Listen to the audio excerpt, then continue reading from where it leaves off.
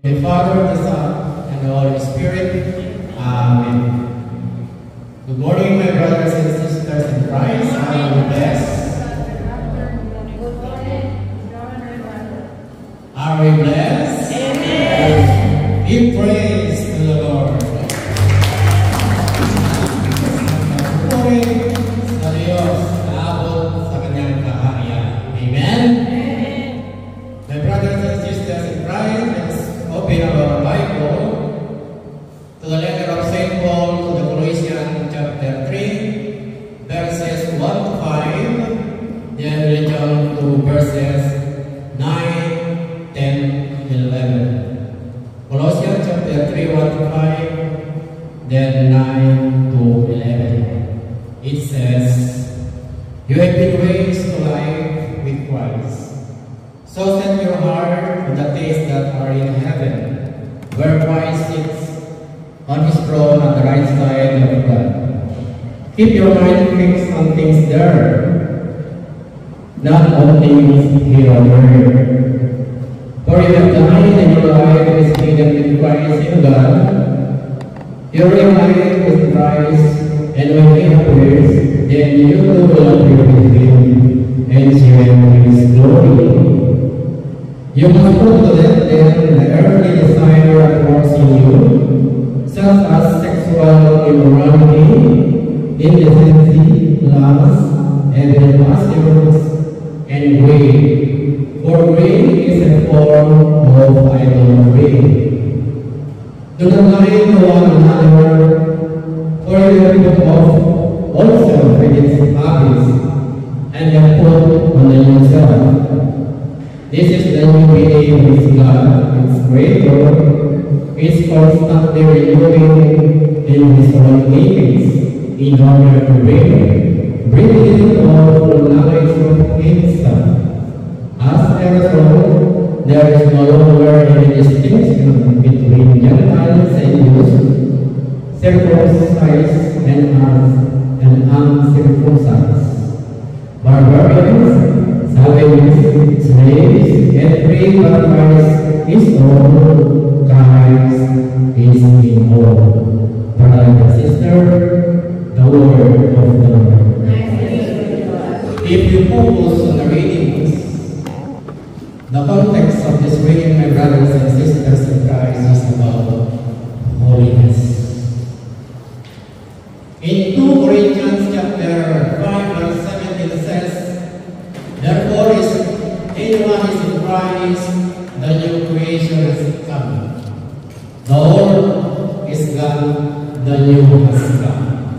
So my title of this reading today is "The old has gone, the new has come."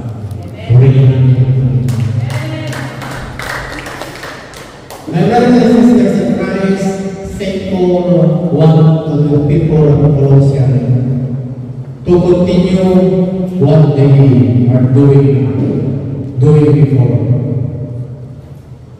They are before they are unbelievers, then they were converted to be believers. And St. Paul wants them to be faithful. Maging faithful po sila sa kanilang pagbabago. Amen? As a new converts and believers, Paul gave them the following guidelines, steps, and instruction. He wants them to remain faithful. God wants us to remain faithful as we are already going to be transformed. Hindi po ba tayo na-transform? We still under processing. Faithful means tuloy-tuloy tayo. We need to continue what we are started being a believer of Christ. Amen? Purihin ang Panginoon.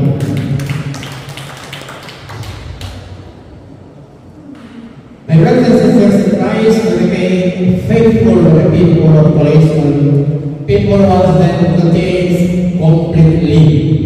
Kumbaga sa ano ba silang lumingon sa kanilang pinanggalingan, sa kanilang lumang buhay. They want them to change completely and live with strength so that sila po ay to be, what we call this one, magiging matatag sila, to be steadfast, magiging matatag na sila. Ano man ang whatever is the persecution or problems, be steadfast. Hindi mo na tayo makikinan like me. Hindi na po ako nakikinan because God is with me. Amen? If God is with you, hindi na po kayo makikinan. So my brothers and sisters in Christ, remain faithful. Remain steadfast. Ito po yung nilalaman na this is the context of this reading. If remain in this law, we become, because God wants us to be holy. Gusto niyo ba maging holy? Salamat sa tatlo.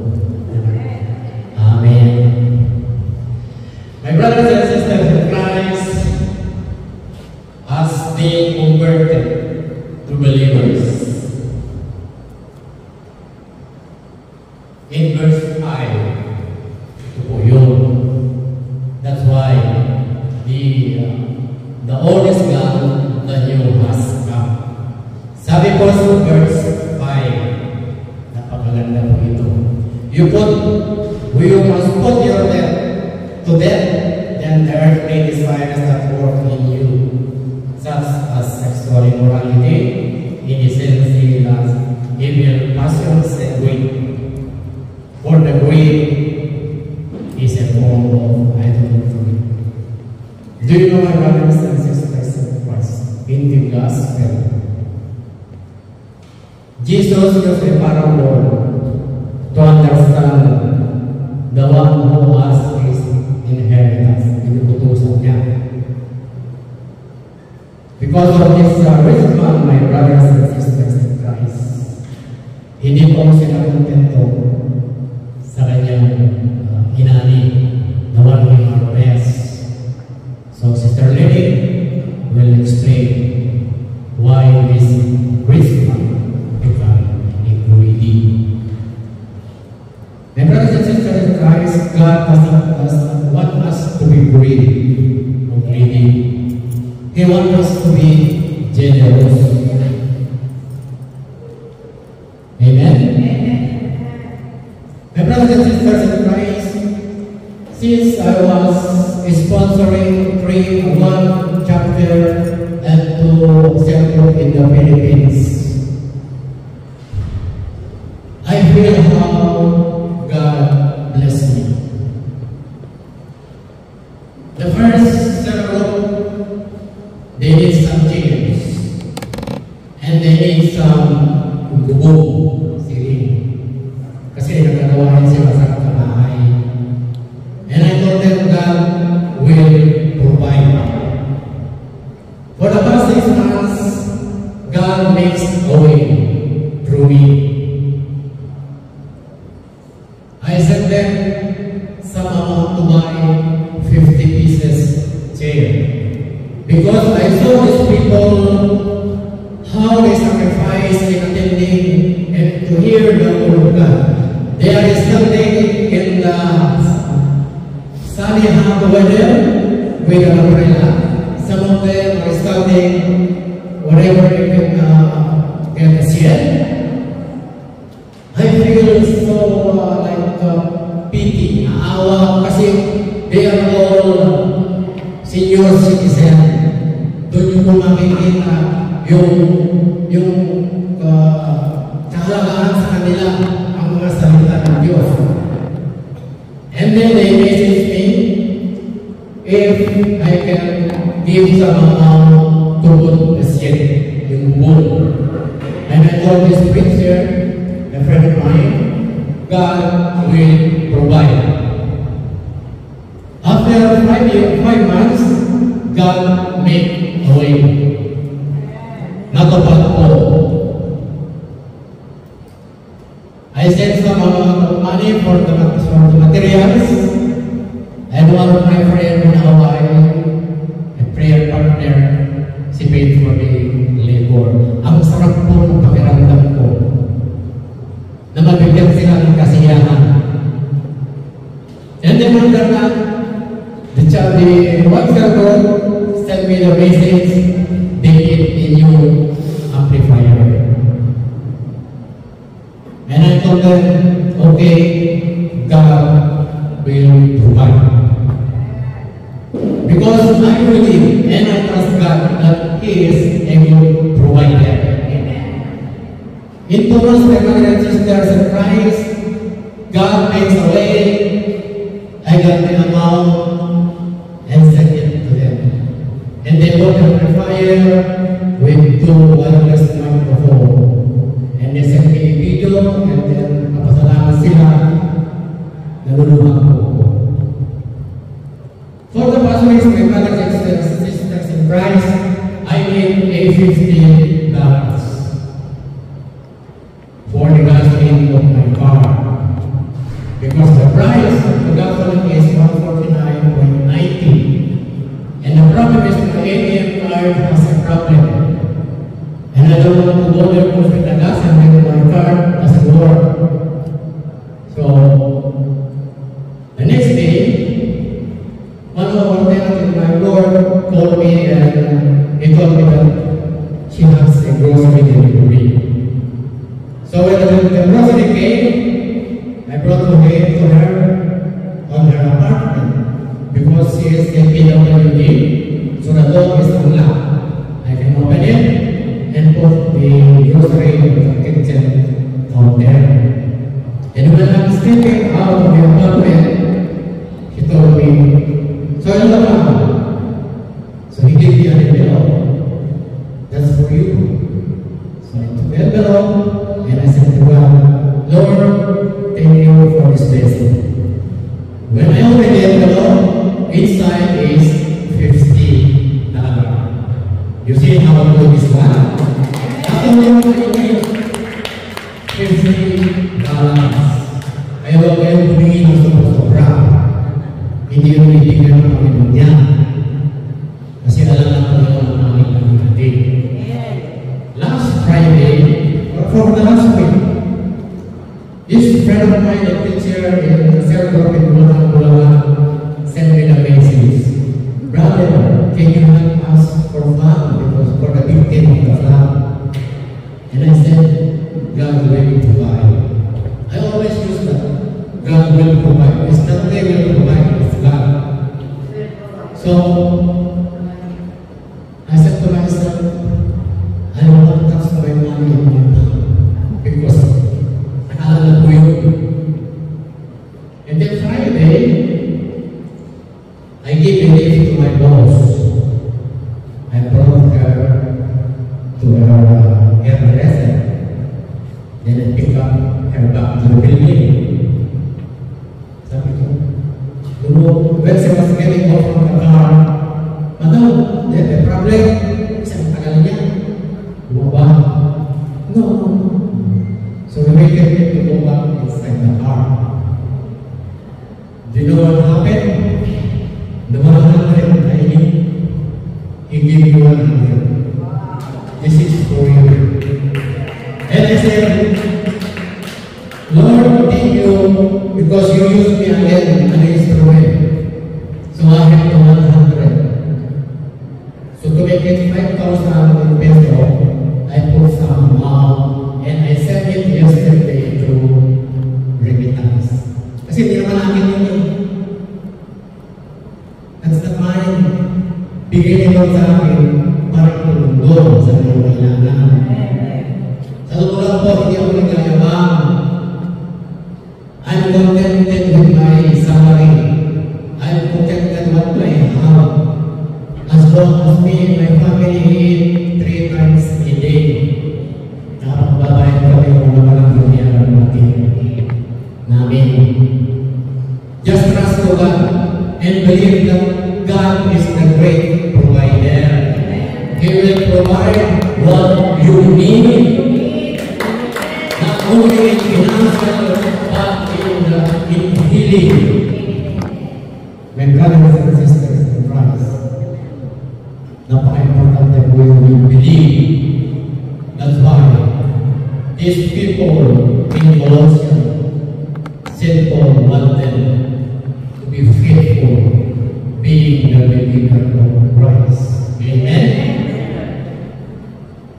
My brothers and sisters in Christ, we have one word, 3 letters to remain believers in Christ.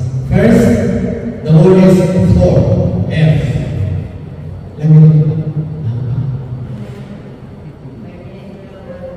Faith. We cannot be faithful to God without faith to God. How can we have faith? Ano ba tayo magkakaroon ng pananampalataya o pananalig sa Diyos? Paano po? Palagi natin ang gawain? Palagi natin sa simba? It is not. Faith in Luke chapter 17 verse 5. Lord, increase our faith. When you woke up in the morning, ask God to increase our faith. Amen. In another Bible it says, Lord, make our faith greater.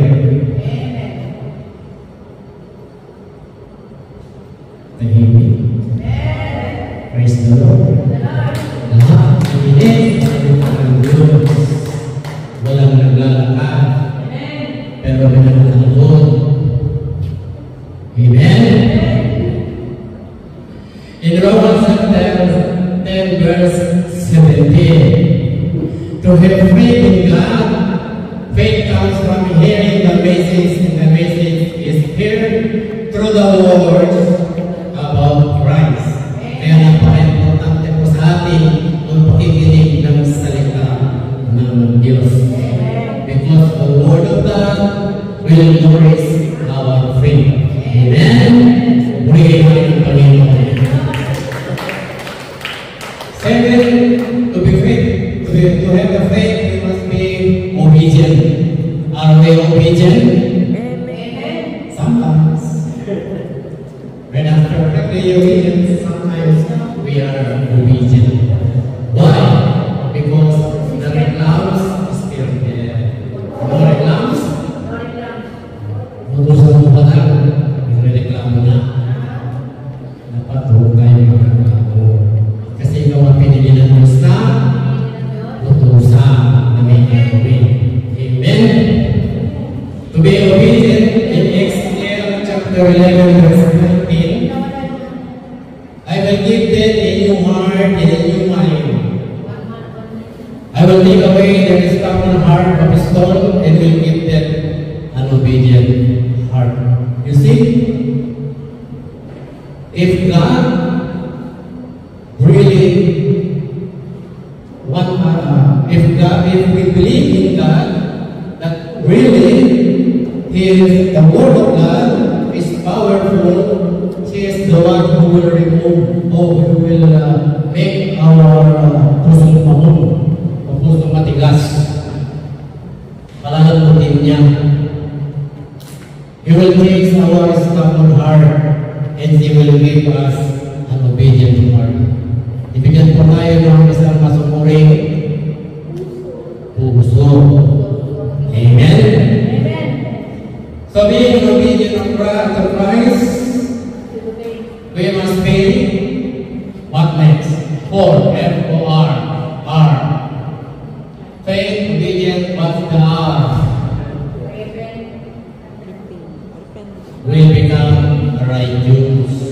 Yun ang gusto ng Panginoon sa atin. Nagiging maturin tayo. Being the believer of Christ, He wants us to be righteous. In Matthew chapter 25 verse 46, these then will send off to eternal punishment, but the righteous will go to eternal life. If we are not obedient during when the judgment will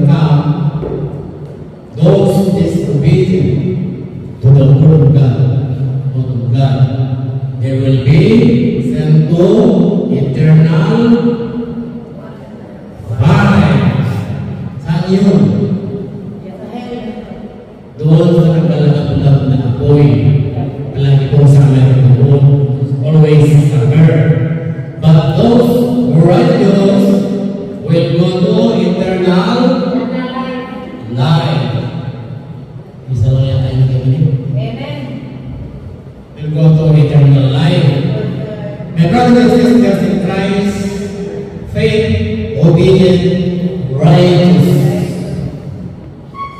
will happen to our life if we will know two things. What are these two things? That is in the reading.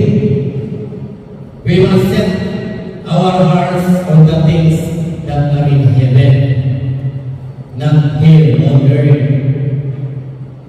And let us set our minds or fix our minds above in the heaven, not here on earth. We need to focus in serving the Lord. My brothers and sisters in Christ, in serving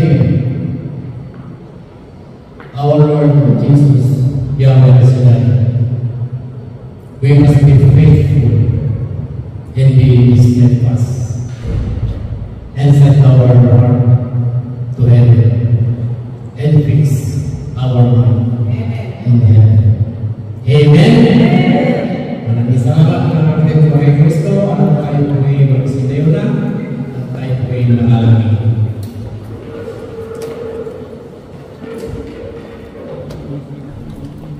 In the name of the Father, the Son, and the Holy Spirit. Amen. Father God, thank you so much for your word that you gave us today. Help us to remain in our mind and live in our heart. Help us, Lord, to put in an action and help us to share to others. Again, Lord, thank you for using me today as your instrument. All this we pray in the mighty name of your Son, Jesus Christ. Amen. And the Father, the Son, the Holy Spirit. Amen. Brothers and sisters in Christ, please remain standing and join the choir for the word of God of Sister Lady Manawis. Praise the Lord! Brothers and sisters, present afternoon shows for lahat. Let us open our Bibles. The Gospel of the Lord according to St. Luke, chapter 12, verses 13 to 20. Luke chapter 12, verses 13 to 21. People of God, are you ready?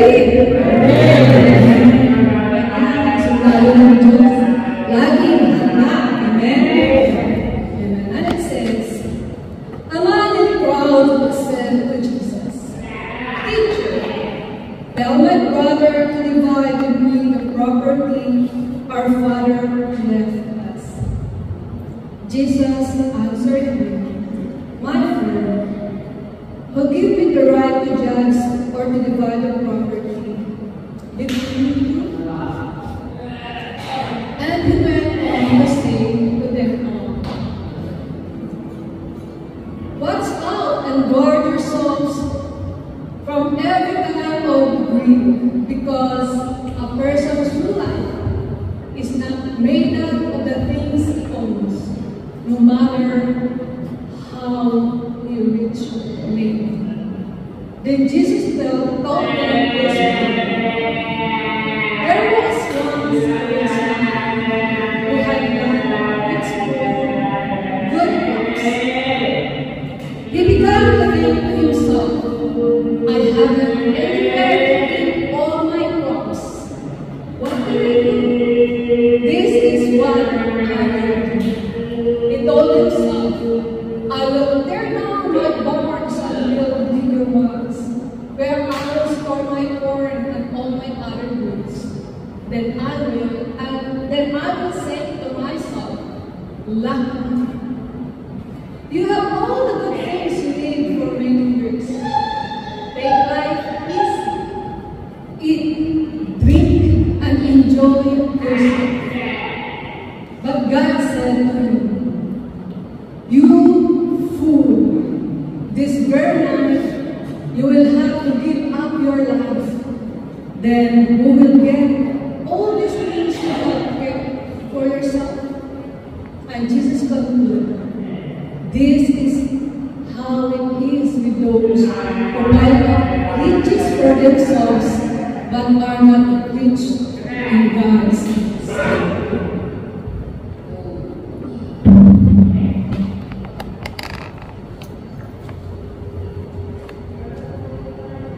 This is the gospel of our Lord.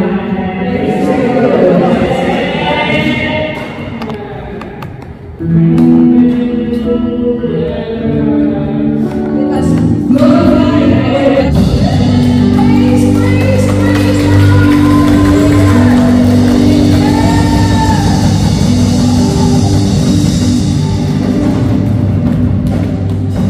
Before we sit down, harapin natin ang ating kalagay.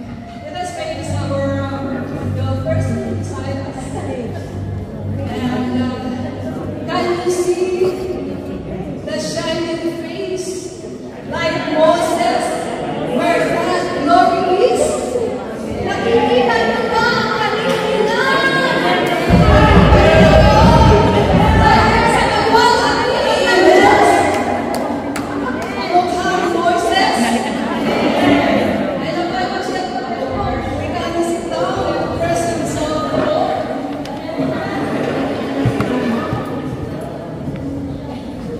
Let us sit down now in the presence of the Lord. Thank you, choir. And, yan, ang ganda na ng baga. Hindi ko na ako maputi. Hindi na, medyo mahina. Gusto na namin ito. Hindi ko na story. Just a little bit of stories about myself. When I was young, about 4 years old, there was an accident happened. It's because I don't understand the dialect of my mom, my father, and my auntie was then cutting the edge of the palm tree because she's going to do something. And she asked me and my cousin to hold it. And what I understood, because she said 1, 2, 3, so what I understood, and what she's saying is, she's teaching us how to count. But then, it's not.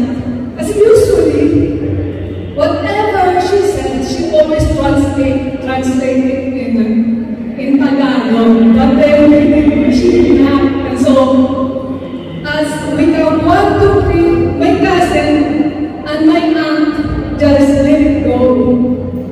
And you know what happened? I was there. And in my small mind, my small brain, I fully understood that when I fall down, I will be dead.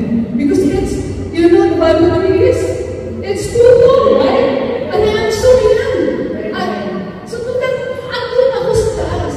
So I said to myself, or I said to my aunt, and to my uncle, to my old tatay, I said, if I fall down, I will be dead. And I am beautiful to my mom because he has no more husband. And now I will be dead. So one of her children will be gone. And another pangyayari sa buhay ko is that when I was in college, amid that hit and run thing, it's another accident, but thanks to God because I was into that accident. And nasa isip ko din that time is that naisip ko is my youngest sister because she's younger. And then I also thought about my family's my mom and everyone else, my loved ones, because when I'm dead, I cannot do anything anymore. So I just prayed for them. And yun ang nais ng ating Panginoon sa atin. That we don't just think about our souls, but also think of others. So, our title, the title of what we're going to tackle today is that life used to its purpose. Life used to its purpose. And in verse 15, we heard with the readings today that a man is asking Jesus Christ to divide the inheritance in between his brother. But our Lord Jesus Christ said in verse 15, "Watch out and guard yourselves from every kind of greed, because a person's true life is not made up of the things he owns." A person's true life is not made up of the things he owns, no matter how rich he may be. And in verse 21, our Lord Jesus Christ is in the parable. And the parable is talking about the man who only thinks about himself. The great man who thinks, I, me, mine, and myself. He doesn't think of others, but only of himself. Amen. Amen. And our Lord Jesus Christ said in verse 21, "This is how it is with those who pile up riches for themselves, but are not rich in God's sight." In other translations, it says, "But is not rich in what matters to God." Matters to God. Kung ano ang importante sa Diyos. Yes, God blesses us with abundance. Sabi nga niya sa Matthew chapter, if I'm not mistaken, Matthew chapter 11 verse 33. "Seek ye first the kingdom of God and His righteousness, and all these things will be added unto you." So it means that if only we will only think or will give priorities only God, and then we will be blessed in abundance. Secretly, umaapaw pa sabi ng kanta. Amen. But then God,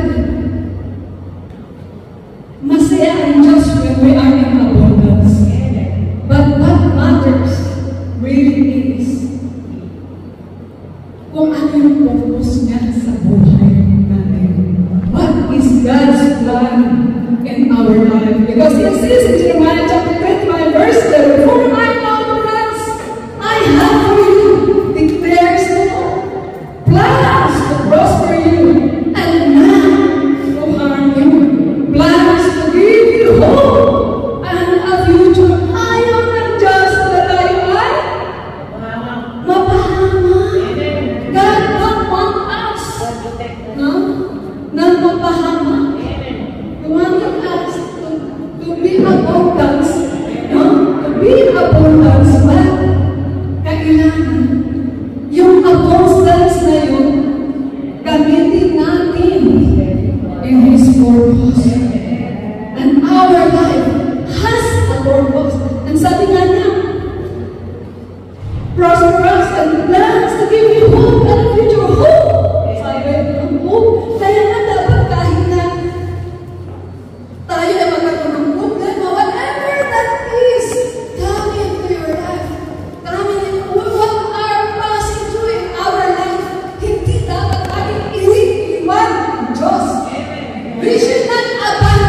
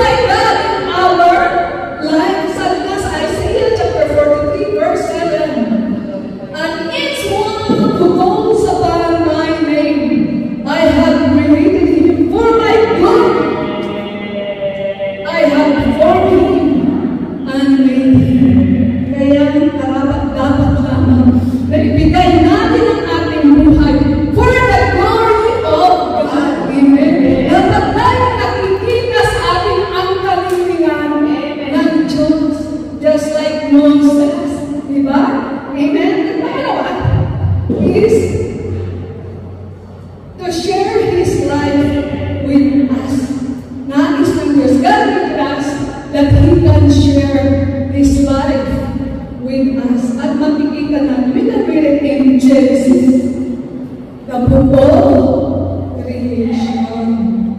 We know how that God created the first man with Adam. And He gave the breath of life. No? Rupa. And after na nabigyan niya ng buhay, dinala niya sa Garden of Eden. And that's the purpose of God. We give everything that we needed. No? Talagang nandun ko na yung prosperity and abundance in living na kailangan natin ibigay sa Diyos. No? And number 3 is to enjoy life with Him forever. Nice nyo yun? Gusto nyo yun? That to enjoy life. Enjoy our life with Him forever. Pag sinabing life with Him forever, ano kasi isip natin? Eternal life. Amen? Eternal life. Pero hindi lang doon eh. After this life, but here on earth pala, God wanted us to enjoy our life. Amen? Amen? Sabi nga sa John chapter 15, verses 10 to 11. Sabi ni Jesus, "This I tell you, that I may share my joy, and your joy will be complete. If only you will obey the commands, my commands, and the laws." Kung ano yung good Lord ang siya natin, maisabuhay, and live here on earth, we can really enjoy life with Him. At lalo na, when we do His commands, decrease, and we will have that eternal life. Kung ang mga damo na inaapak-apakan natin has a purpose, di ba? Naapakan niya, naapakan. And yet it gives glory to the Lord. It gives, pag tinitignan natin, it makes us relax. Di ba? Our tiredness when we look to the green, to the plants, and to the grass, na-relax. Di ba? Relax.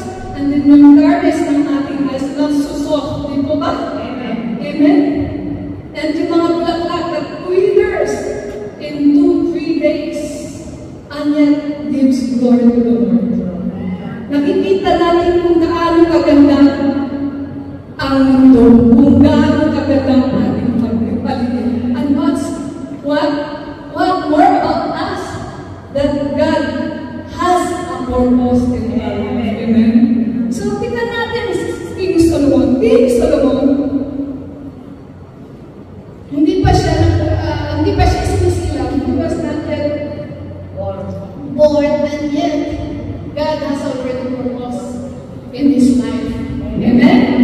Nakahanda na siya na maging hari kapalit ni Hari David. Amen?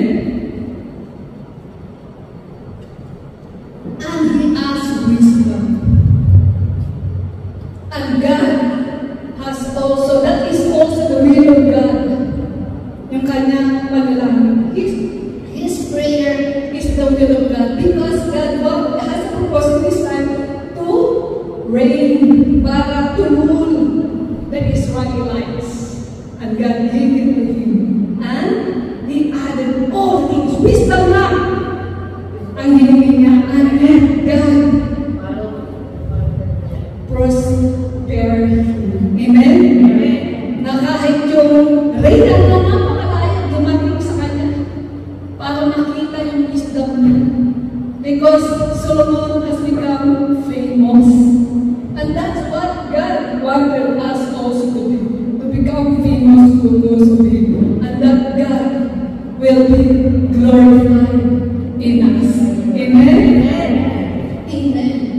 And you know, sa buhay ko, every time na God uses me, He used me for His purpose. No, lalo na, it's not my schedule, and then God uses me.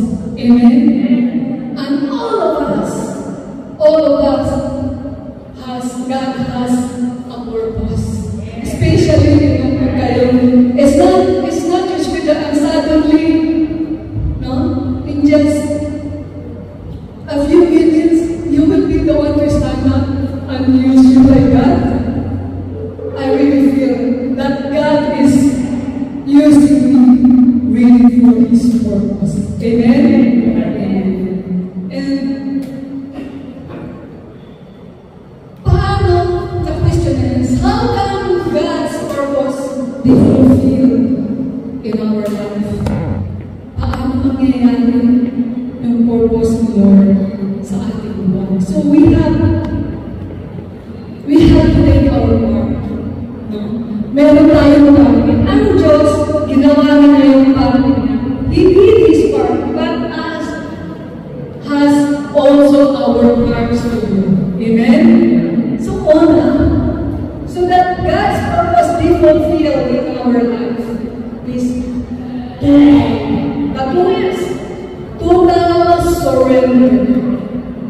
Total surrender. Sabi in Proverbs chapter 10 verses 5 to 6. Trust in the Lord with all your heart and lean on your own understanding.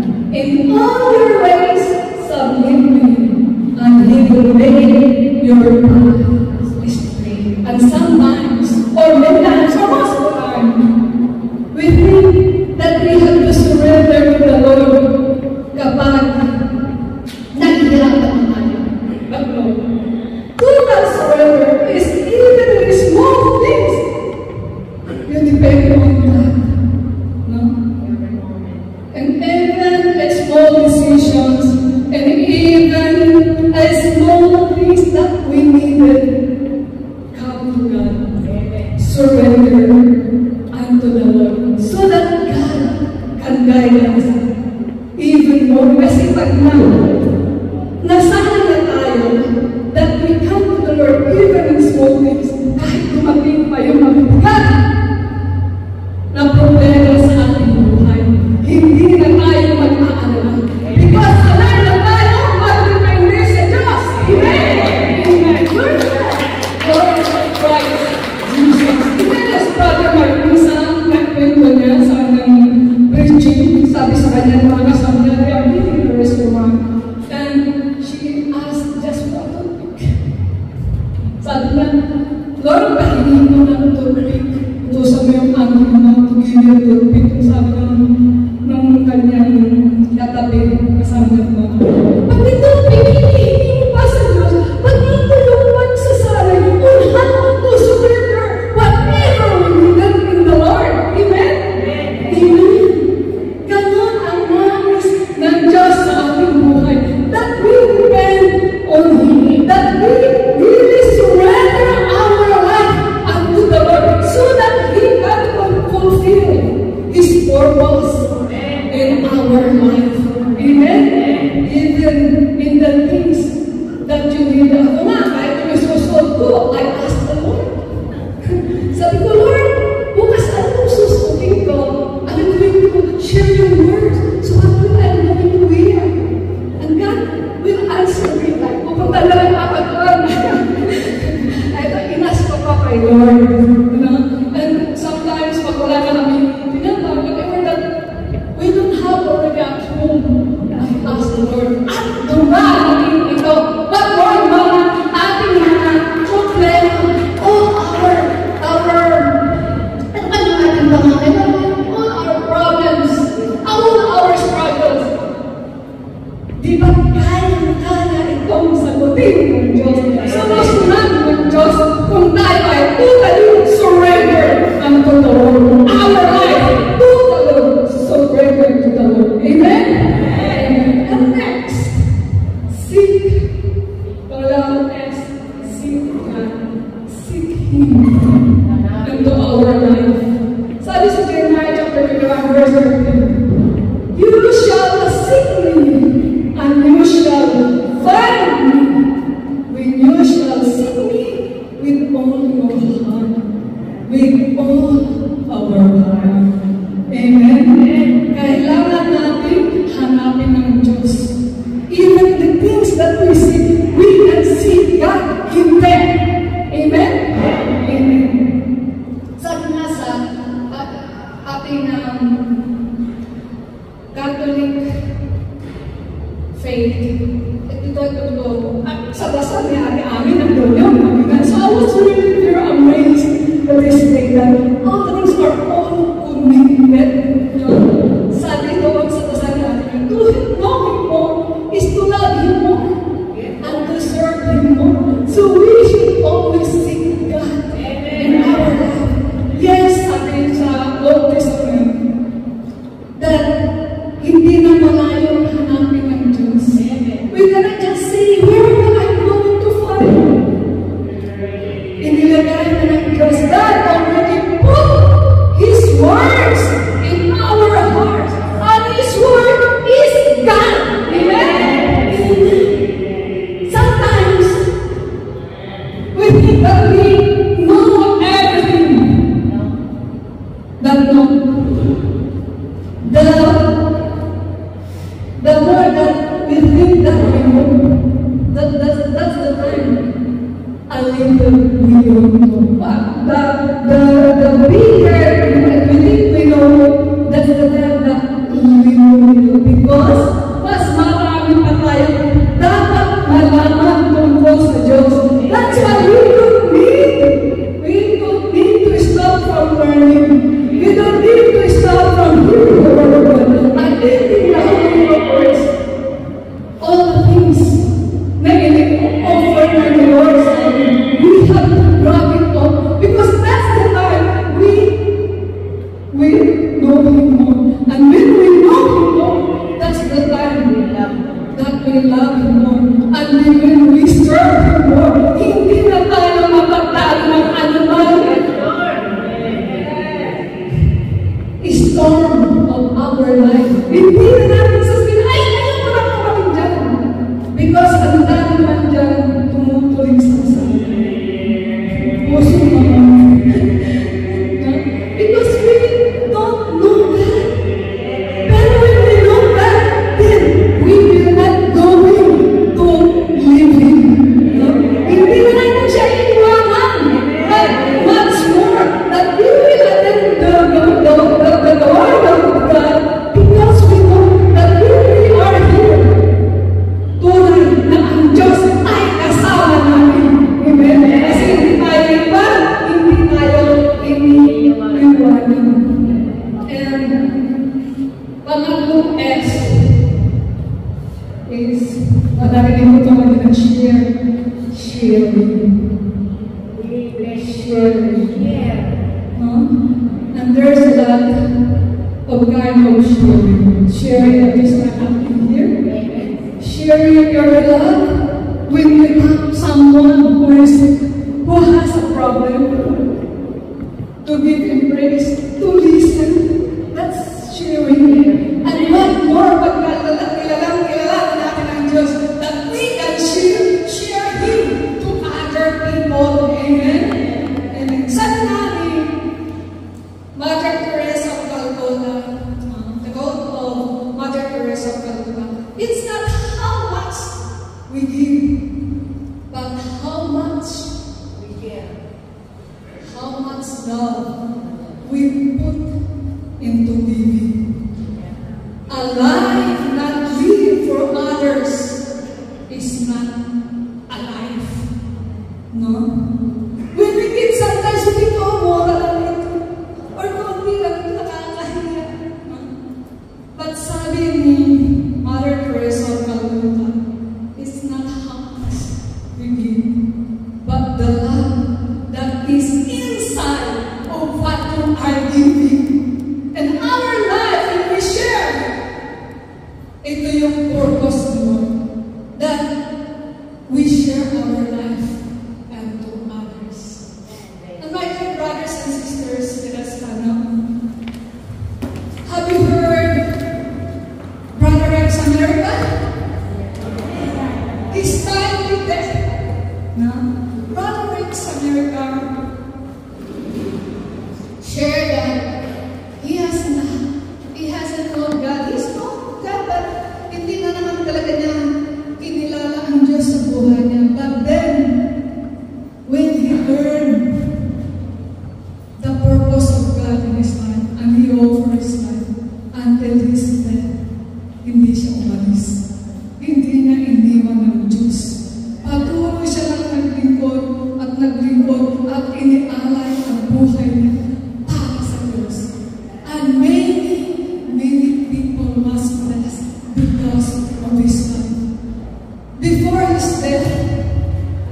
ang daming mga schedules niya, no?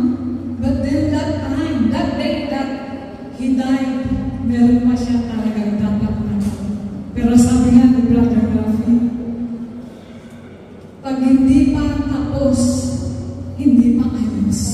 Ibig sabihin, hindi pa tapos ang ating buhay, hindi pa rin ayos ang ating buhay. Pag ayos ang ating buhay, then doon na tapos. So, the life of Brother Rex America, God's purpose in his life is tapos na. So, ito rin yung naisip natin. That the purpose of God in our life will be done according to His will. Our life without a purpose is meaningless. Sabi nga sa Ecclesiastes, vanities, vanities, vanities. At sabi ni Brother kanina sa kanyang inspirational talk, focus on things above. Our life, we should live it looking to heavens above, because there is the throne of God. Live life. We have to live life in holiness.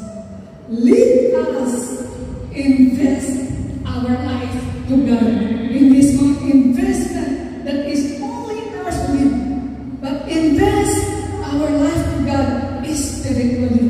Dahil dito, walang talo. Lahat tayo, panalo. Amen? Kung nais kong laging manalo, invest your life to the Lord. Amen? Amen. Lord God, Lord Christ, let us now renew our vows, Lord. Let us renew our promises to God. Our confidence in God. Just like the race, just like the Israelites with their kings, they renewed their vows as we sing. Lord, Father, Son, Holy Spirit, Amen. Father, we give you thanks for calling us by our names. And thank you for always giving us this time that we can share your life with us, that we can feel your presence, and that we can glorify your name, that we can glorify you with this life of ours, because this life is a gift from you, and we are giving it back to you and to Lord. So use us, reign in every one of us here who answered to your calling. Panginoon, alam po kung ano ang nilalaman ng bawat puso at nagdirito ngayon.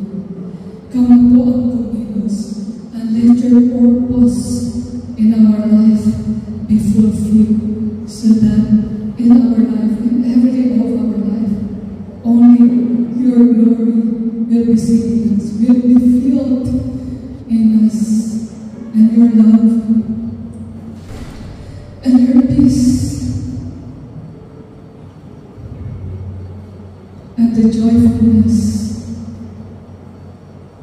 that is in you. Ito ang aming ma-share sa bawat araw ng aming buhay, sa bawat oras ng aming buhay. Ito ay iniaalay namin sa pagpasalan, tunay na maranasan namin. Tunay na maranasan namin the very great reward that is in you. That here on earth, we will live by it. And at the appointed time, O God, just like Brother Rex, we can be with you in your kingdom. And Lord, hear our prayers, our thanks, and our love offerings. We are offering it unto you, Lord. Use these to fulfill your purpose, that your every word will listen till the ends of the earth. Lahat ng tao makasinig ng iyong banal na salita.